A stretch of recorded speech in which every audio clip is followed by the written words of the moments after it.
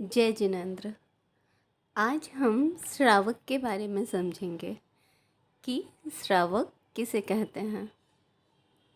श्रावक जो श्रद्धावान, विवेकवान और क्रियावान हो, वह श्रावक है। श्रा से श्रद्धावान, देव शास्त्रों की सच्ची श्रद्धा करने वाला हो। वा से विवेकवान, जो सारे काम विवेक पूर्वक ज्ञान पूर्वक करे। और का से क्रियावान, जो पुरुषार्थी हो, प्रमाद ना करे। ऐसा श्रद्धावान, विवेकवान और क्रियावान श्रावक होता है। श्रावक के 3 भेद होते हैं: पाक्षिक श्रावक, नैष्ठिक श्रावक और साधक श्रावक। पाक्षिक श्रावक, नैष्ठिक श्रावक और साधक श्रावक। पाक्षिक श्रावक किसे कहते हैं? जो श्रावक के 6 आवश्यक का पालन करता है। जो श्रावक के 6 आवश्यक का पालन करता है। 6 आवश्यक कौन कौन से होते हैं श्रावक के? देव पूजा, गुरु उपासना, स्वाध्याय, संयम, तप और दान। दूसरा है स्थूल रूप से 8 मूल गुण धारी होता है। 8 मूल गुण होते हैं श्रावक के: मध्य त्याग, मांस त्याग, मधु त्याग, पंच उदंबर फलों का त्याग, देव दर्शन, रात्रि भोजन त्याग, जल छान के पीना और जीव दया पालन करना।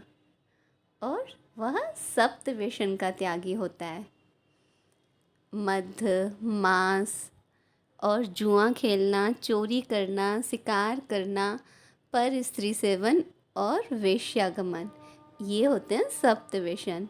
श्रावक इन सप्त व्यसन का त्यागी होता है। ऐसा जो जिनेंद्र भगवान का पक्ष लेने वाला है, वह पाक्षिक श्रावक है।